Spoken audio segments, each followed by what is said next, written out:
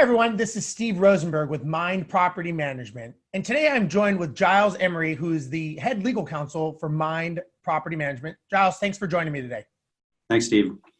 So what I'd like to talk about today are the legal implications of the advertisement for Section 8 and maybe some things that some investors don't know of what they should and should not say and can and cannot advertise when it comes to Section 8. Can you kind of dig a little bit deeper into that? Yeah, sure. So, California just recently, effective January 1 of this year, introduced two bills which essentially require landlords now in California to accept Section 8 or housing vouchers from applicants and otherwise not discriminate against an applicant just because they have a housing voucher. This existed in certain cities in California prior to January 1, but it's now a statewide requirement. So, what was common for property owners to do was to advertise or to express when somebody wanted to apply with a housing voucher that they don't participate in Section 8 or they don't accept Section 8 housing vouchers. And usually they opted not to participate because it is such an administrative burden to go through the process of getting your home inspected, verified, and approved. It's a time lag and delay that costs some property owners money. It's not because they didn't want to actually accept those types of applicants or housing vouchers, because those are otherwise on their face a good thing. It's an actual guaranteed source of income. You're going to be paid that subset of your rent every month. So anyway, as of January 1 of this year, you now can no longer advertise or express in any shape or form or discriminate against somebody with a housing voucher. So sort of the landmines are your printed material, your advertising can no longer say anywhere that we don't accept Section 8 or we don't participate in Section 8. You've got to treat all applicants equally. So it is now, the technical implication of this is Section 8 housing vouchers or any of these vouchers that are described in these bills are now considered protected source of income, which means you can no longer opt not to consider a housing voucher as part of their source of income or discriminate against them. Now, I'll go through. So this is, like I said, it's effective January 1.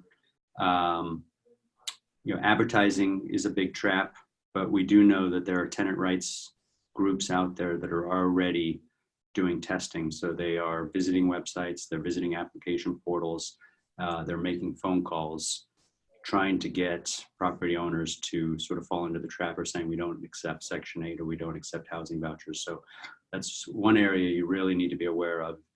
We're off and running. So if you haven't done so already, remove that language from your advertising and make sure your front lines, so to speak, are trained not to treat Section 8 housing vouchers any different than any other applicant. Now, Giles, is this because, I'm assuming this is maybe because of the housing shortage, if you will, of why it's so hard to get a property for rent maybe. Is that why this was instituted? Is that the core fundamental reason, or is there another reason? Yeah, no, exactly that. You had quite a good portion of property owners that were electing not to participate in Section 8. And like I said before, it was mainly because it's such an administrative burden. So, one of the unfortunate pieces of this legislation is it doesn't fix the underlying root problem with housing voucher programs that are run by the various housing associations. So each region has its own housing association that administers these vouchers. And the administrative burden on a property owner of participating in that is really what's the problem. If they fix that, this would take care of itself. You don't need a requirement forcing property owners to do this. The other implication is, you're now required to allow Section 8 voucher holders to apply and participate just like everybody else in terms of applying for one of your homes or your property. But it doesn't mean that all of your other screening criteria change in any way. So you can still have the same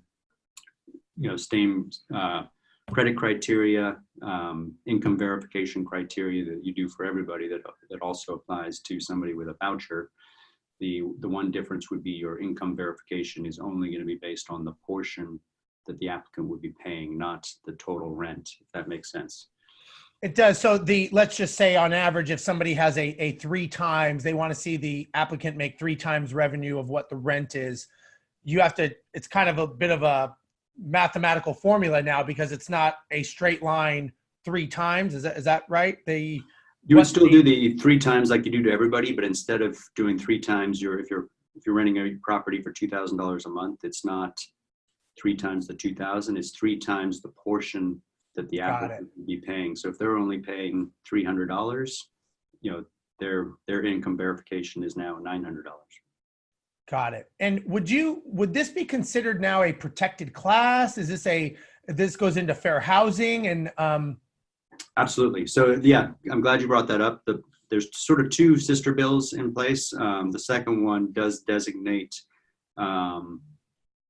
vouchers. It also adds military personnel and veteran status as protected classes under FEHA. So those are now, and source of income. So all 3 are now protected classes that gives them a heightened level of protection under discrimination laws. And do you see this becoming a national thing over time, in your opinion?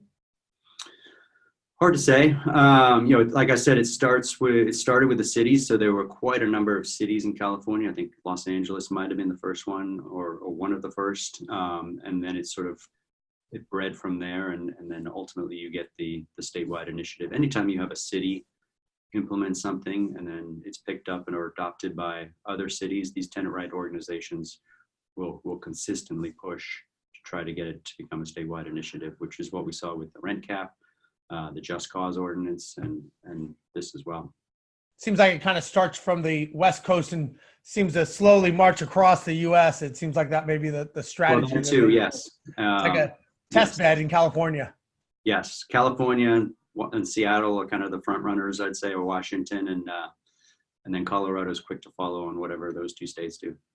Great. Okay. So basically what I got out of this is that people need to realize that, number one, the Section 8, no Section 8 advertising, whether it's a verbal, written in your application, can no longer be there anymore.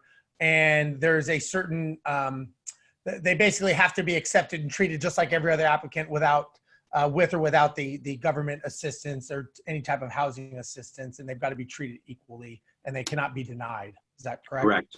Yeah. If you got that stuff out there, you need to remove it right away. There are people looking for it, and they're going to be. You don't want to be caught up in a discrimination claim. They're costly. They're time consuming.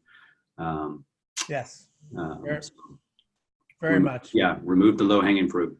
Yes, very much. Well, Giles, thank you so much. And for those of you that would like to know more, you can go to our website at www.mind. It's MYND.co, and you can get all the information of all the legal implications, updates, as well as other information and videos, whether they're local, national, regional.